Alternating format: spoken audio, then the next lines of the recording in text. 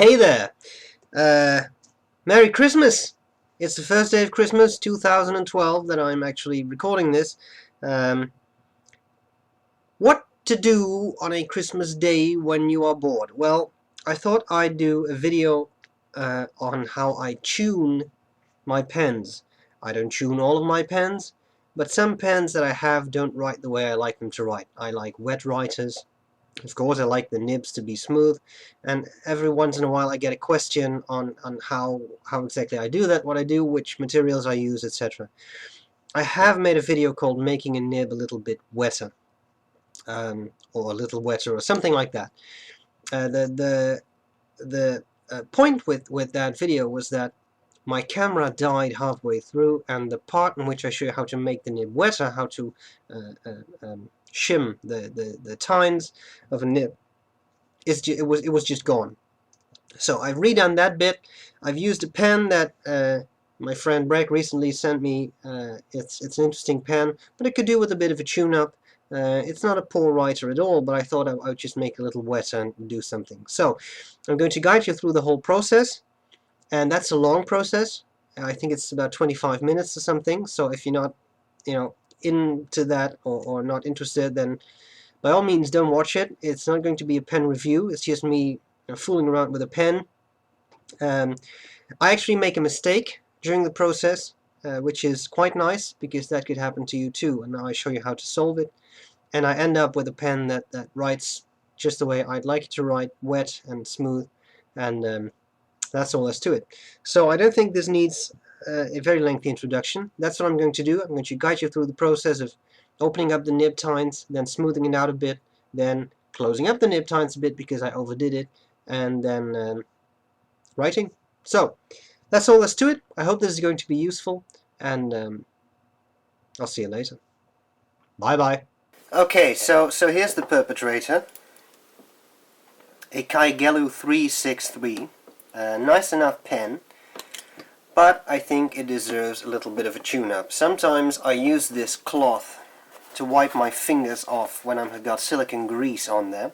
So I just take a bit of toilet paper to put the pen on so that I don't get any grease on the nib or the feet, because that would be a problem. Okay, so which tools do I need? Well, today I'll just be using some pretty simple stuff. I've got two loops here to check out my work. I've got a little tub of silicone grease. This is from Goulet Pens, but you can buy it at other stores. And I have a bunch of brass shims. This is 0.001 of an inch, and then I have one for 0.002, 3, and 5. When it comes to opening up nib tines, this is the stuff I use most often. I think 0.002 of an inch is just great. Now, where do you get this? You can just Google K&S railroad supplies, and you can get a package which has 0.01, 0.02, 0.03, and 0.05 sheets of brass. It's just thin sheets of brass. You can cut them to size yourself. Railroading supply shops will have them. I bought mine from a shop in the UK. I think it was hobbies.com or hobby.co.uk, whatever, something like that. But you should be able to find that, and it shouldn't be expensive. I really didn't pay that much, and these shims, you can reuse them a couple of times. So it's a fairly economical deal, I would say. I've got some glue here. This is for model kits. I need that in a second. And I've got some micro mesh here. You can buy a package. These are I think 9, 3, 4, 5, 6, 7, 8, 9. Yes, 9 micro mesh pads. I really love these. They're two-sided, so you can use both sides, and there's a type of soft foam in between, so you can just put it on your desk. It won't slide away. It's pleasant to use, and it comes with this chart which shows you the grit. So the 12,000 grit is the finest, and 1500 is the coarsest grit. For smoothing, you pretty much only need this. So if you don't think buying a package like this is if you think it's not economical, then you can just buy this. I got this from AndersonPens.net, but I guess you could pick this up at other sources too. The good thing about Anderson pens is that you can get the whole package, and this is useful if you do nib regrinding, and this is useful for nib tuning. If you think that's too much, you don't need it, and you can get one of these. That's just a nail buffing stick. This has 3 grits. You've got usually you get something like 24 grit, which is this, I think. Yeah, this is the coarsest. And then you have 4,000 grit, and again you have 12,000 grit, and it's the same gray stuff. You see, so if that's important to you, you don't want to buy the whole package. You can buy a couple of these. All right. So the first issue with the pen was actually not with the pen, but with the converter. I'm not sure how well you can see this, but there's a crack in this bit of the converter, which makes sure the fit isn't too tight anymore. So quite simply, what I do is I'll take my glue thing. The useful bit of this particular bit of glue is the applicator needle. Now I've got to relocate the crack. There we go. I just smear some of that stuff on there, and I leave it to dry, and that's pretty much all there's to it. So I'm going to put this on the converter just so it won't roll away. I can't do it that way around, great. I'll do it this way around. There we go. And I think that should pretty much be it. So I'm just putting that away. Close up the syringe of the glue, and that's all there's to it. Now this, of course, is going to roll away. So what I'll do, I'll just take a clothespin or a clothes peg, depending on your linguistic inclinations, and I just put it like this. That way it can't roll away. The piston shouldn't be hampered by the glue, so this should be fine. I'm just putting that somewhere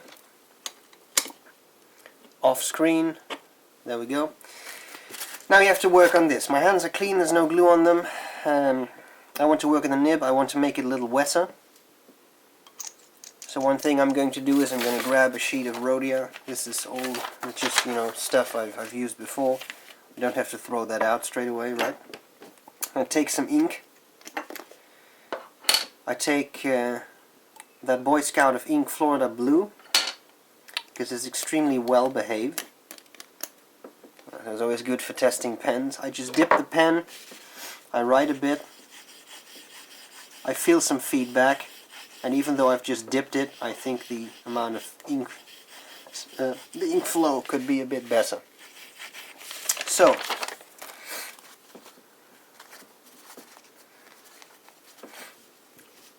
time to remove the nib and the feed.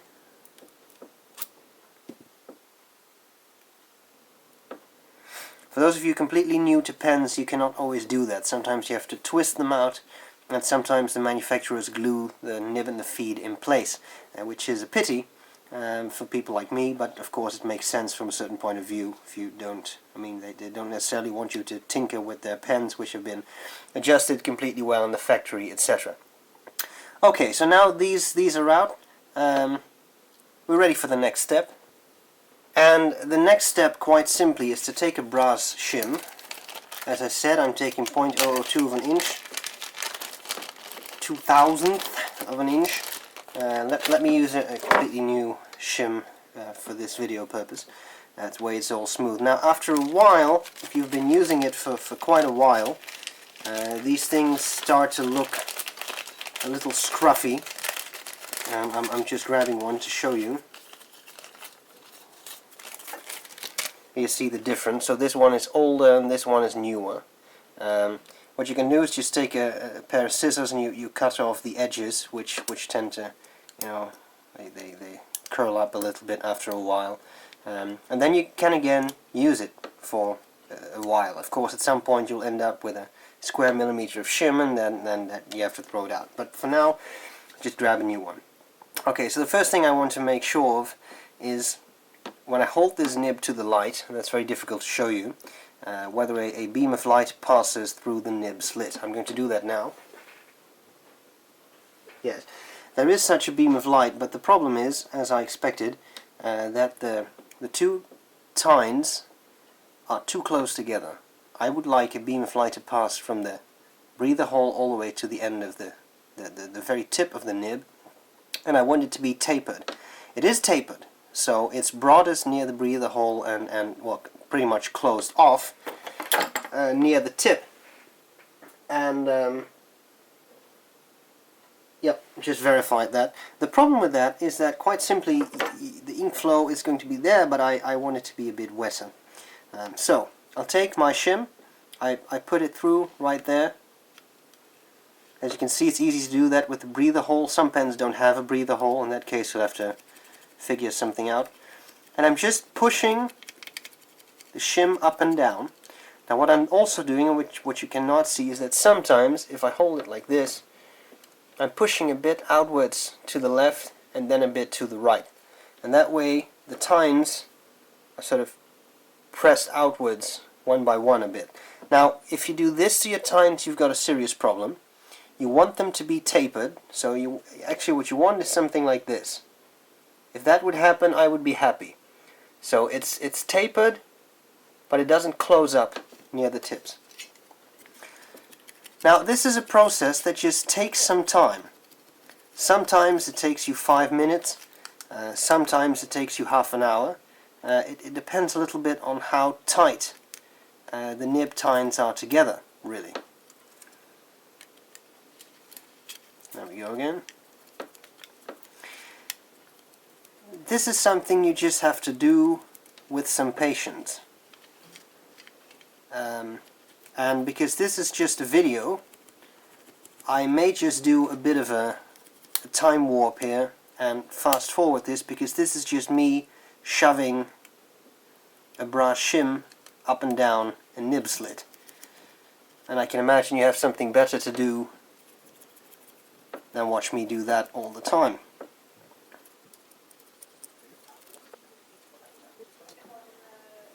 I'll just be checking the results again.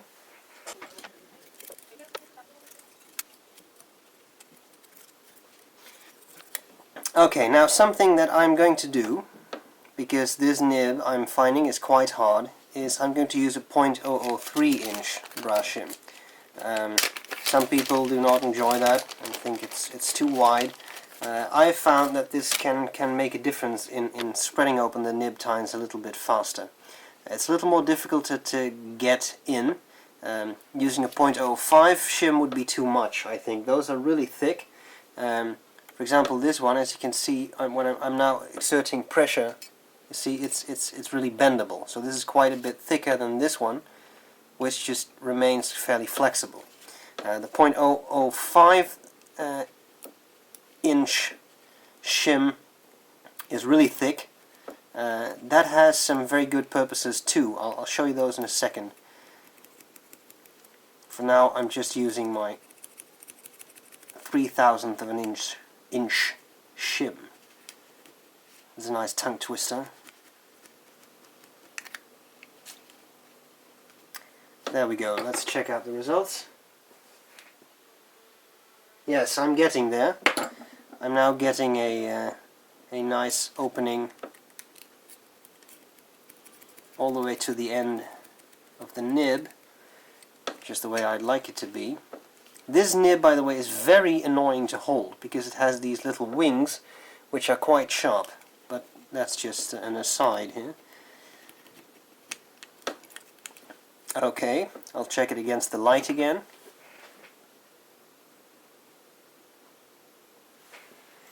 Yes, I think just one more pass and I should be satisfied.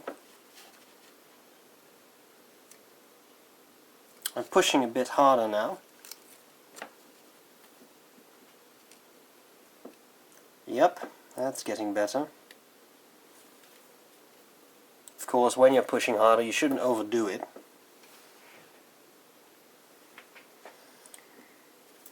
There we go. The nib was a little softer than I thought it would be. Okay, I'm holding it up to the light once more. This was 0.02, let's not get this mixed up, 0.03. Yes, I think this is the way I would like it to be. It's now nice and splayed out a bit and still tapered. Okay, what I'm taking up here now is a 0.001 inch shim. This stuff is very flimsy.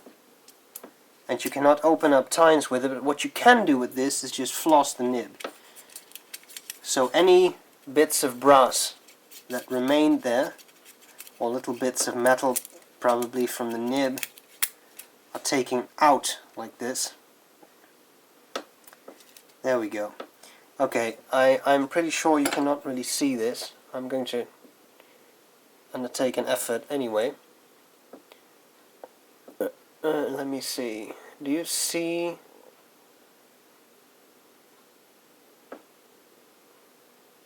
It's difficult to make this focus, of course.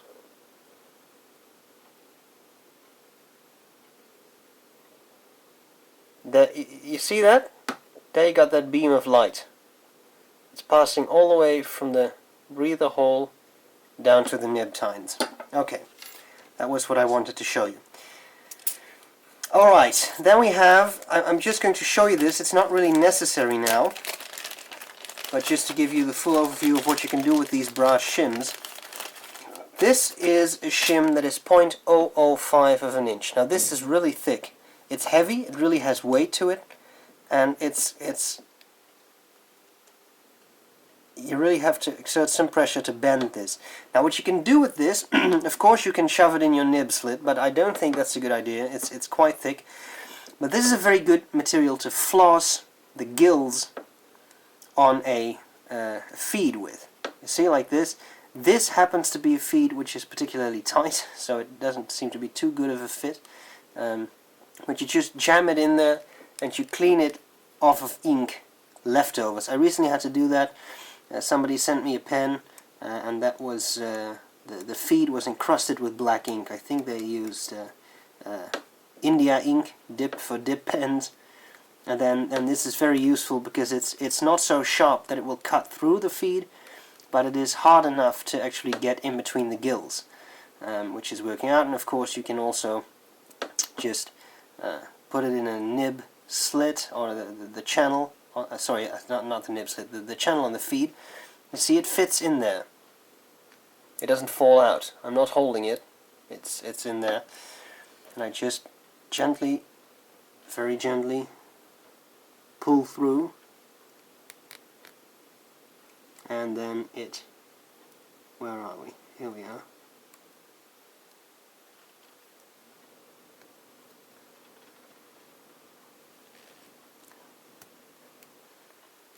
This way you can open up the channel on the feed just a little bit. You see what I'm doing? Gently running it through there. And sometimes that can also aid in making the pen a little wetter. So if that is what you like. Now this, I'm assuming, is a plastic feed. This works best on ebonite, which is an older material. It's a bit harder, and you can also just use a knife for that. But the problem with a knife is that it is extremely sharp, and that sometimes when doing something like this, which is a little rickety, and you put it down, you put a knife in. I do it, but I'm always afraid I may end up cutting myself. So I take it easy, and with this, I guess you could cut yourself if you do your best, but it's not nearly as sharp as a knife is, so that should be fine. Okay, so I'm enjoying the widened channel on the feed. I may just see if I can get this very narrow 1/1000 of an inch sheet in. Actually, I can, just to remove some debris. There we go. Okay, the gills of the feed are clean. There's nothing wrong with those, so that looks good. I just wipe off the nib.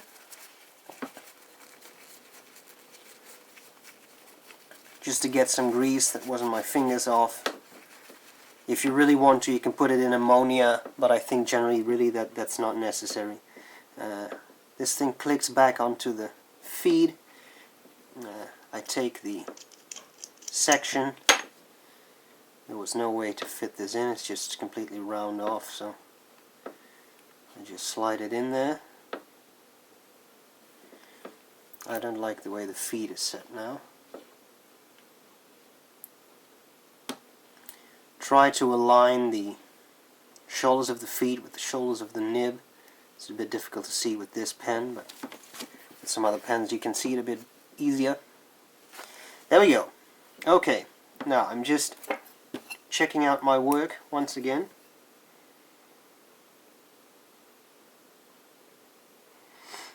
Interesting. Okay.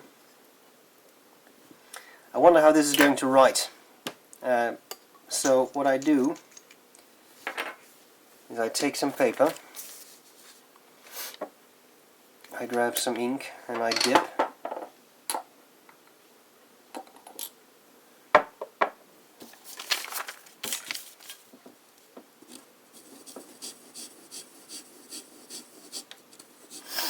I succeeded in making it wetter, but not smooth enough.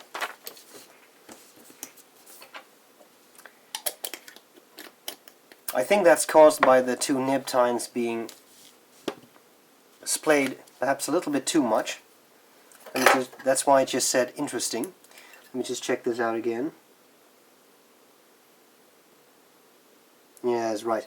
Okay, so we'll just see what happens when I try to smooth things a bit. I'm going to use some water just as a lubricant. I'm going to drink some tea also as a lubricant. And there we go. Now smoothing it is not a matter of hours of work.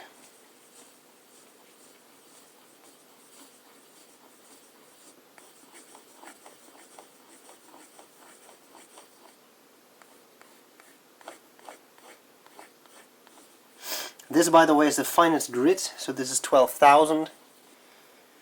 Check your work regularly.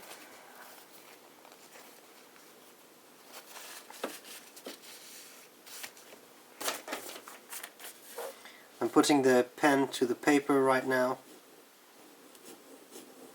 It's already quite a bit smoother. I think I'll make just one more pass on the mesh.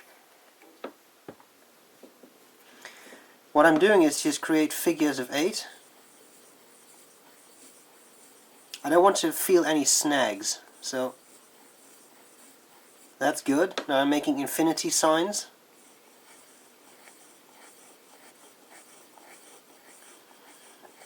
And hold the pen the way you hold it when you write. I mean, if I were now to do this, then I may smooth out a bit of the nib that doesn't even touch the paper when I'm holding it the way I write. Right?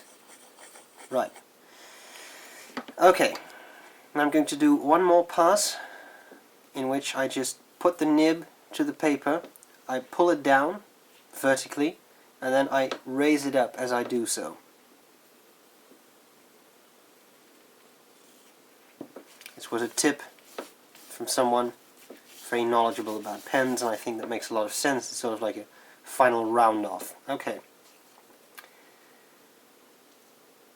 I'm just cleaning out the nib here. I think it's time to dip it again.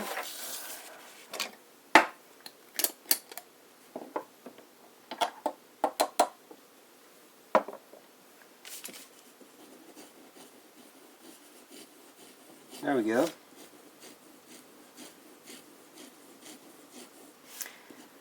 What we have here is a wet pen. As you can see, it's running out of ink quickly now because there's no ink. I just dip it. I'm not applying a lot of pressure. This is writing under no pressure. There may be some skips, but as I said, it doesn't have a consistent ink flow because it was dipped. I'm not dissatisfied by what I'm seeing here. I think this was what I started out with. As you can see, that's a much finer line. You see the ink is much more saturated now. Now that may have been because I dipped it, but I dipped that too. So what I would like to do now is see how that converter is doing.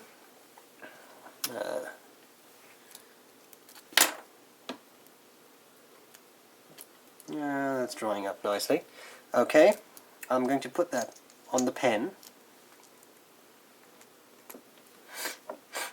We're going to draw up some ink, if possible.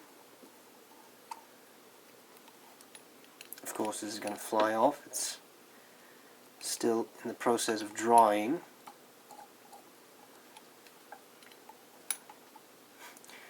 I'm running out of Florida blue, so this whole process is a little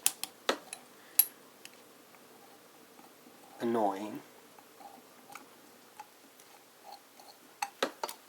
How much ink do I have left, guys? I should have enough here. Ah, there we go. So, ink. Sorry that took a while.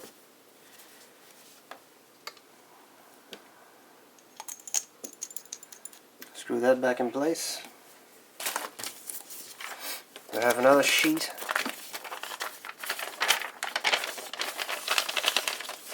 Well, I'm reusing reused paper, but there's nothing wrong with that, I guess. See that? That is a nice wet pen. Lays down a good amount of ink. I enjoy it. I think this is the way I would like it to write. Now it stops writing.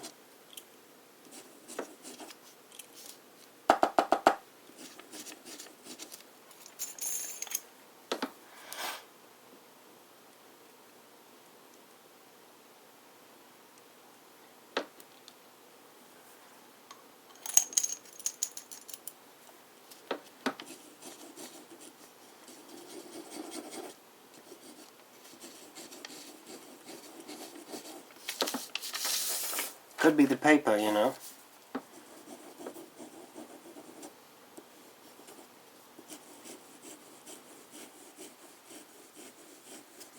Rhodia is very smooth. Sometimes it's a little picky. Let me grab some cheaper paper.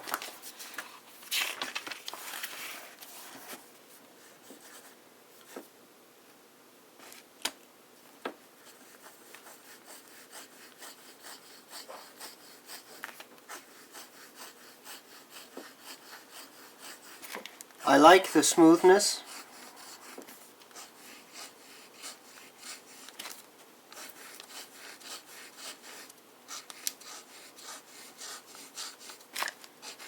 Doesn't seem to skip now.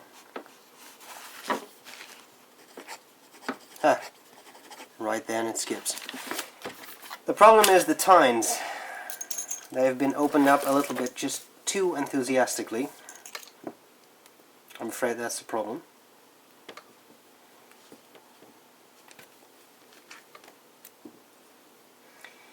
What do we do about that? Well, it's quite simple. Actually, I'm happy this happened, because that's another thing I can show you. Let me see. I'm just going to hold this to the light again. I'll be doing that off camera, sorry. The tapering is gone. I was afraid that would have happened, but that's alright. So instead of running like this, the tines now run sort of like that. And you do want to have a tapering, and something you really do not want to have is something like this. And that is not really the case now, but I want them to close up just a little bit further. So what I'm going to use, you can use your fingers. If you don't feel comfortable with that, you can use this. This is a pair of nylon pliers, so it's just a pair of pliers, but it's covered with nylon. Don't think that this will not do anything, because it really gives quite a punch. If you're going to squeeze stuff, try to squeeze near the shoulders of the nib. I just did so just apply some pressure right there. So this, can I point at that? So this area, not that area. I'm just going to hold that to the light again.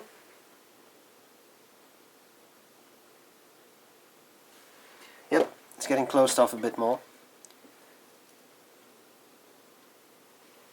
Just squeezing a little bit.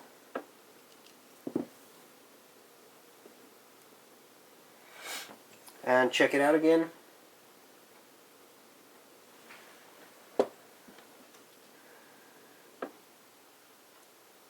And squeezing a bit and checking it again.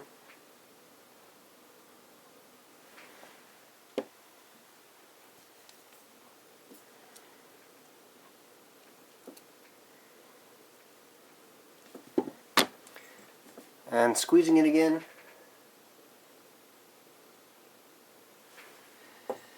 Okay, now a trick you can use, just take a hard object, sort of squeeze down on the tines. That way, you sort of put them, you align them like, I'm just showing this, so you would put this end of the tines on there, and what you do is you sort of squeeze like there, right there, and then they sort of move together again. I'm going to hold that up to the light again. Yes, that seems to be working. So I'll take both sides. Now don't think I am reversing the entire process of using the shims. I have opened it up. I just don't want it to be opened up like this. I want it to be opened up like that. So I have to work a little bit to get the tines together. And I'm getting that right now. So I'm just taking one of those really fine shims again and try to get some gunk out. There we go. As you can see, it's still opened up.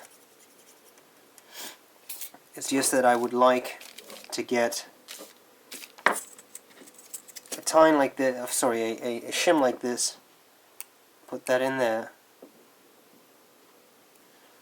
and it should stick there. Right, so there we go. Hold it to the light again.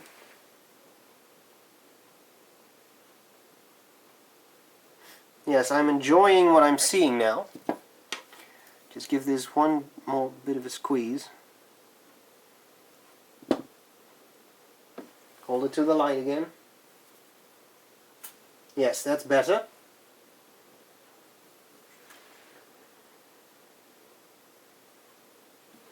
Now I have to check for alignment, so I'm also checking. I don't think we're going to have enough light for this, but the two tines are not entirely straight anymore. You see the one on the right? It's a little lower. You can easily correct for that on your thumbnail by making sort of a motion like that, squeezing down a bit. I'm going to do that again.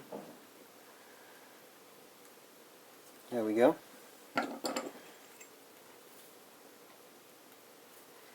Yep, that seems good. Okay, I'm going to ink it up again. Okay, so I put the nib and feed back together again, putting this in. Well, there's still some ink in the converter. I'm just going to push that out.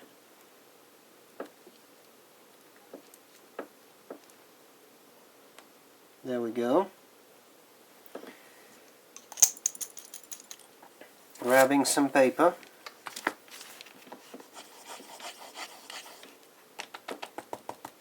I'm just getting something in the feed here.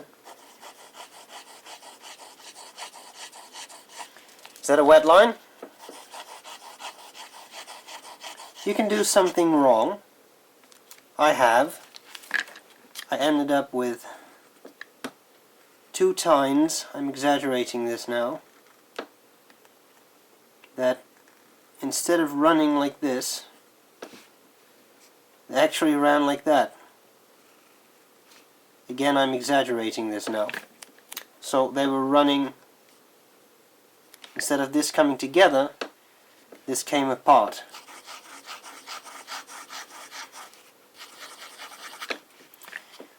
I had to fix that. You just have to fiddle around a bit, squeeze it a bit, push it on your nail. You can do all kinds of stuff. So don't overdo it. So I still think that 0.003 inch brush shim was a good idea, but I pushed down too hard. When I put it in the nib slit, I pushed down a bit, and that made the tines do that. So don't do that. See, it starts up right again. There is no skipping. And I'm just talking a bit and letting all this dry. So I'm going quite far here. No real skips. Just a nice wet nib that flows well. and it's all I ever wanted. So I kept the pen, and it writes just the way I like it to write. So in about half an hour I've tuned this pen, and I've shown you the steps. I hope this was useful. If you have any questions, feel free to post any comments, and that's all there's to it. So I'll see you later, and bye bye.